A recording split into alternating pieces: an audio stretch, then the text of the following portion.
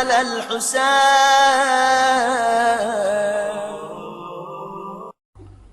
اگر دعا میں حسین مظلوم کا واسطہ دے دیا جائے، کیونکہ بعض مورخین نے لکھا ہے کہ پہلی سفر کو سیدانیوں کا قافلہ ملک شام میں داخل ہوا، تو کل کی جو مجلس ہوگی 20ویں کی مجلس، اور وہ شب پہلی سفر ہوگی، وہاں پہ یہ مصائب شام کی آئیں گے تو کوفے کے مصائب آخری منزل پہ. اور اگر دعا میں آپ حسین مظلوم کے ساتھ حسین کے اس گھرانے کا واسطہ دے دیں جن سے بازار کوفہ میں التماس دعا کی گئی، سیدانیوں کا لٹا قافلہ کوفے میں داخل ہو گئے، دروازہ در کوفہ نظر آیا، شمر نے وہ رسی کھول دی جس سے سکینہ کو باندھا گیا. شہر میں یہ قافلہ داخل ہوا، سجاد کو اونٹ سے اتار کے پیدل چلایا گیا، سکینہ کو پھوپھی کی گود میں بٹھا دیا گیا. اب یہ قافلہ شہر کوفہ میں داخل ہوا.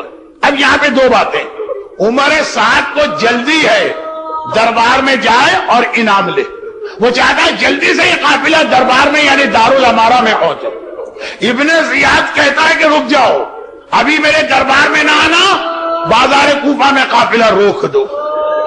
اور اس کی دو وجوہات، پہلی وجہ بتاتا ہے میرے دربار کی ڈیکوریشن اور سجاوٹ ابھی نامکمل، پہلے دربار سجے گا چاہے محمد کی نواسیاں جلتے سورج کے نیچے بے محمل و ہماری کی سواری میں بیٹھی. دیکھیے عزاداروں میں کہتا ہوں، یہ بات بھی میں سمجھ لیتا ہوں. اس کا دوسرا جملہ کہتا اور میں یہ بھی چاہتا ہوں کہ کوفے بھر کے سارے مرد اچھی طرح سے علی اور فاطمہ کی بیٹیوں کا تماشا دیکھیں. ایک لمحے میں ان کو لے کر آ گئے، میرا دل مطمئن نہیں ہوگا. اتنی دیر انہیں کھڑا کرو کہ ایک ایک کوفے والا علی اور فاطمہ کی بیٹیوں کو دیکھ لیں. میرا مظلوم آقا جس نے کہیں معجزہ نہیں دکھایا، زینب کے چہرے پر سے نامحرم کی نگاہ ہٹانے کے لیے نوکے نیزہ میں تلاوت قرآن تاکہ مجمع کی توجہ ادھر ہو جائے. لیکن جیسا کہ کل میں نے کہا، لیکن میرے مسائب بھی ایک دوسرے سے مربوط ہیں. شہر کوفہ میں اکا دکا کچھ صاحبان ایمان بھی تھے. مالک اشتر کی بیٹی سجاد سے بات کر رہی، وہ حبیب ابن مظاہر کی بیوہ شہزادی زینب کو پرسا دے رہی، مگر وہیں کہیں ایک ایسی ضعیف مومنہ بھی تھی جو مہینوں گھر سے باہر نہیں نکلی، اسے پتہ ہی نہیں کہ یہ کیا قیامت ہو گئی. حکم حاکم آیا، کل ہر عورت مکان کی چھت پہ بیٹھے تو وہ بھی آ کے بیٹھ گئی. اور جب یہ قافلہ حبیب ابن مظاہر کے مکان سے آگے بڑھ کر بازار میں رکا تو اس کی نگاہ پڑی، جو سواری بالکل میری چھت سے ملی ہوئی ہے، ایک ضعیف بی بی سفید بالوں سے چہرہ چھپائے ہیں، لیکن ان کی گود میں ایک عجیب سی بچی بیٹھی، کانوں پہ جمع بخون یہاں سے نظر آ رہا، رخسار پہ تماچوں کے نشان، اور سارا کرتا تازہ تازہ خون میں بھرا ہوا.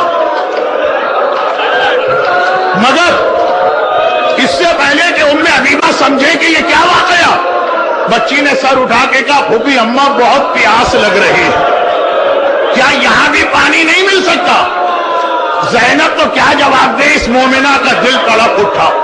اللہ اللہ، یہ بچی اتنی پیاسی ہے کہ جسم کے خون کا احساس نہیں، زخمی کانوں کا خیال نہیں. پانی دوڑ کے گئی، ٹھنڈا پانی لے کے آئی، ہاتھ بڑھا کے بچی کو پانی کا کوزہ دیا. بچی نے پانی لیا، کیونکہ پتا ہے کہ پانی کا سوال حسین نے بھی اصغر کے لیے کیا ہے. یہ شان اہل بیت کے خلاف نہیں، یہ پانی لیا، پانی پینا چاہتی.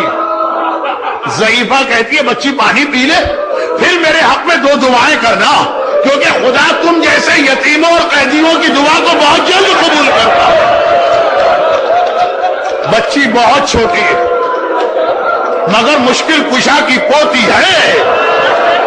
جیسے ہی سنا اس مومنہ کی بھی حاجت ہے، فوٹو کے قریب ٹھنڈا پانی آیا تھا، ہٹا دیا. بتا تیری دعائیں کیا ہے، پہلے تیری دعا، پھر سکینہ اپنی حاجت پوری کرے. دعا تو ایک ہی تھی. تجھے دیکھ کر ایک دوسری دعا بھی دماغ میں آئی. دعا کر خدا میرے بچوں کو تیری طرح یتیم و قیدی نہ بنائے. اللہ اللہ. سکینہ نے ننھے ننھے ہاتھ جوڑے. خدا بندہ میرے بابا کے کٹے سر کا واسطہ, میرے چچا عباس کے کٹے ہوئے بازوؤں کا واسطہ, جو یتیمی اور اسیری سکینہ پر آئی ہے, مومنہ کے بچے اس سے محفوظ رہے.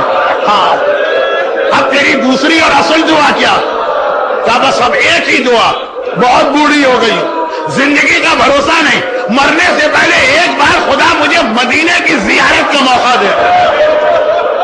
سکینہ تو دعا کرنے لگی. زینب نے دشمنوں کے شہر میں اپنے شہر کا نام سنا, چونک کے سر اٹھایا. اے ضعیفہ مدینہ کیوں جانا چاہتی؟ کہا مدینہ میرے آقا علی کا شہر ہے, میری شہزادی فاطمہ کا وطن ہے. زینب نے فرمایا لیکن اب نہ علی ہے نہ فاطمہ. وہ مومنہ کہتی ہے تو کیا ہوا, علی کا بیٹا میرا آقا حسین تو ہے, فاطمہ کی بیٹی میری شہزادی زینب تو ہے. اپنا نام سنو. کہا کہ اے ضعیفہ خالی زینب کا نام سنا ہے کہ زینب کو پہچانتی بھی ہے؟ ام حبیبہ بڑے فخر کے ساتھ کہتی بھلا کیسی بات کرتی. پہلے تو ہر سال بی بی کی زیارت کو جاتی تھی, اب بڑھاپے نے مجبور کر دیا. بھلا میں زینب کو نہ پہچانوں؟ اتنا سن رہا, کوئی نامحرم متوجہ نہیں. زینب نے چہرے سے بالوں کا ذرا ہٹایا. اے ام حبیبہ دیکھ کے پہچان, میں فاطمہ کی بیٹی زینب تیرے شہر میں آئی ہوں. بخاری ایک جملہ, مصائب ختم, ایک جملہ.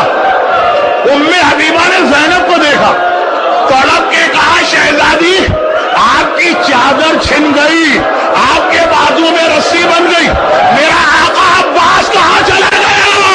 عباس کی بہن کے بازو میں رسی. ہائے میرا آقا عباس.